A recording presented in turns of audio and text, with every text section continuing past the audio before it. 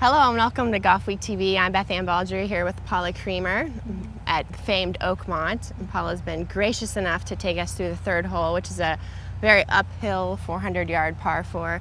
So Paula, can you talk a little bit about the tee shot here? I know you just hit yours. This is one of the most important tee shots on this golf course. It's a great hole. It's by far one of the statement signature holes of this golf course, and all you're looking for is short grass. It doesn't matter where it is. Obviously it's a very narrow fairway with the church pews on the left, and then you can't miss it too far right. You're in the bunkers, and the most important is the tee shot, because the second shot is just one of the hardest ones on the golf course. This was your first round back post-injury here at Oakmont. Can you talk a little bit about what that was like, playing out of this rough, testing your thumb?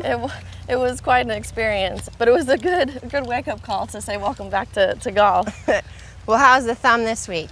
The thumb is hanging in there. It's actually my third day today was hitting balls off the grass with no tee since I've been out. So it's progress. It's pretty exciting for me. My hands are like killing me because I'm not used to hitting so many balls off the ground. But it's getting better. It's a long process. It's a long journey that we have to kind of fight through.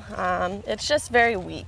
My hand just gets very tired. I have to hit 10 balls, take a rest, 10 balls, and I feel physically so much better than I've ever felt, but yet I'm so limited to what I can do. Frustrating is probably the best word, but the actual thumb itself is starting to feel a little bit better. It has its moments, but that was a good swing. That one we'll learn. So Paula, you obviously hit a great tee shot there. What did you have in on your second shot? I had about 160 to the front, but the first 10-15 yards of the whole green is a false front. So your landing number is pretty much just on top, which is about 170, 175. The key to this is hitting something as high as you can. It's like a glass table almost. You have only a certain amount of room to land the ball, and if you go too far, it's going to roll down the back. If you're too short, it's going to come all the way off the front.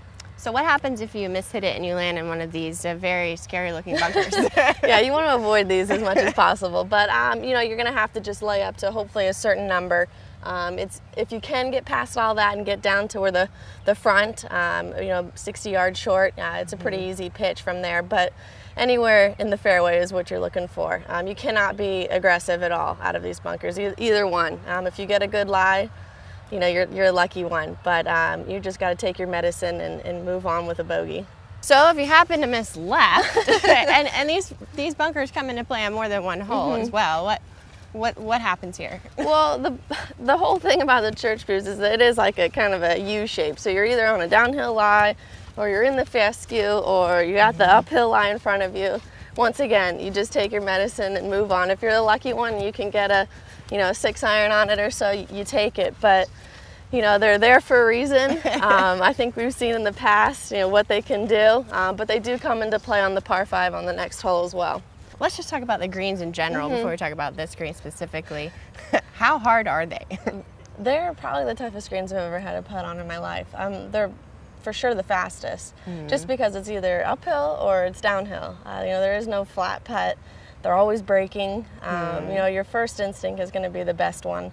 You can definitely overread these greens and you can go crazy almost. So she who 3-putts the least wins? Yes, exactly. Everybody's going to have a 3-putt. If you don't have a 3-putt out here, then I want to shake your hand. It's going to be a battle.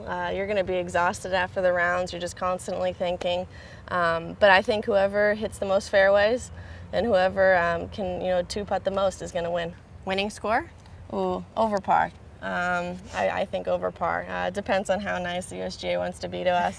I'm sure there'll be similar pin placements as the guys use, but I would take a couple over par to win. Well, best of luck to you, Paula. Thank you for joining us. Thanks very much. For Golfweek TV, I'm Beth Ann and Paula Creamer. Thank you.